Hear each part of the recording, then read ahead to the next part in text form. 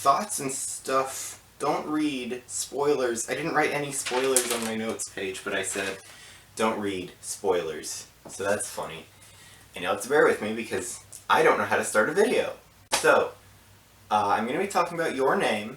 So Your Name is a movie that came out in 2016, I think. I discovered it a few weeks ago after having heard people talk about it a whole lot when it came out, saying it was amazing. And I was like, hey, sounds pretty cool.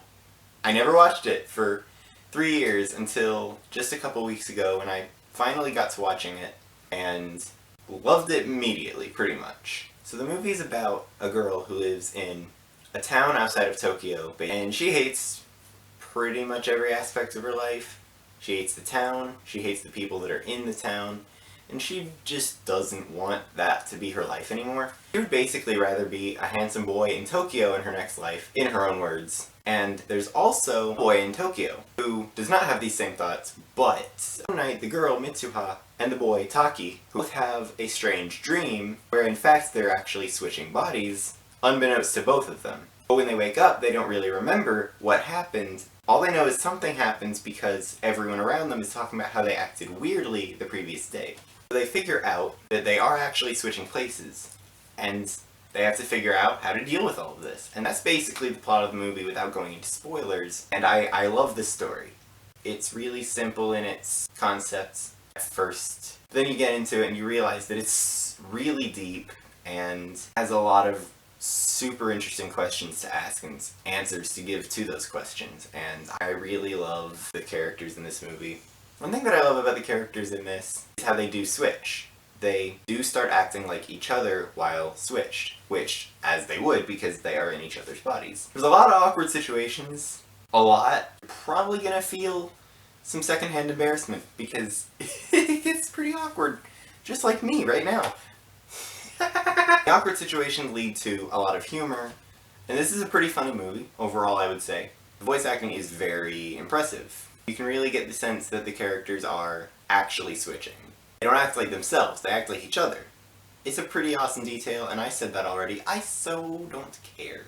I also love the side characters, particularly Mitsuha's friends. I really love the way they play off of each other and off of Mitsuha and Taki. They lend a whole lot to the humor in this movie and the heart of the movie, especially in the third act, where they do some pretty awesome stuff. I can't really talk about this movie without talking about the animation. It's some of the best I've ever seen. It's probably not an understatement to say this is one of the best looking movies out there, at least of the ones I've seen. Every single frame just looks so good. There's some really great looking moments and scenes and things that happen in the third act that I won't get into because of spoilers. There's pretty much an entire tonal shift in the movie. It changes a lot what it is from being like a basically romantic comedy with quirky, crazy stuff happening. Woohoo! Then something happens, and it just changes into something else that I really loved. It becomes something incredible, and it makes the movie so much more unique and incredible than it could have been by adding that other element to the film. Really good. There are things that happen early on that I realized, oh hey, that leads to that the second time I watched it. It shows how much they cared about bringing this story to life. And I love seeing filmmakers that care about what they're making. This movie is so engaging. First viewing, there was a point in the third act where there was some really intense stuff. I was just so on the edge of my seat that I fell out of it. I slipped out of my chair and just started rocking back and forth on the floor. Just like, please have a happy ending. And it's that kind of investment that I wish more movies had, or could have, or would try to have.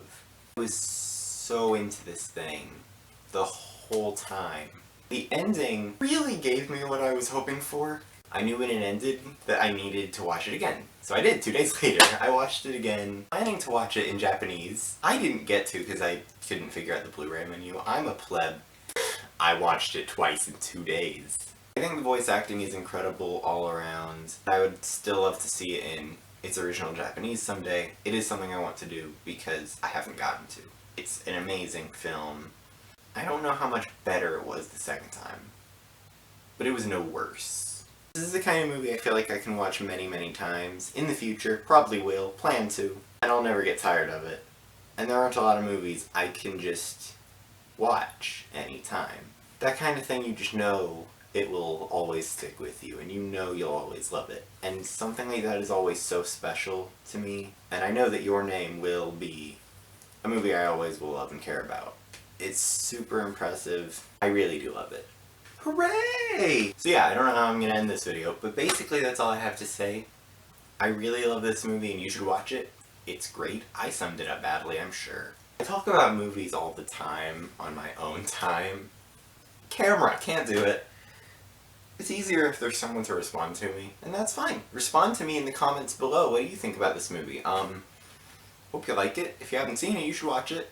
And question of the day. What other movies have you watched that you just immediately knew you would love forever? Let me know in the comments. Thumbs down to me. That would be fine. Thumbs down this video. I don't care. So I'll see you another time talking about a different movie.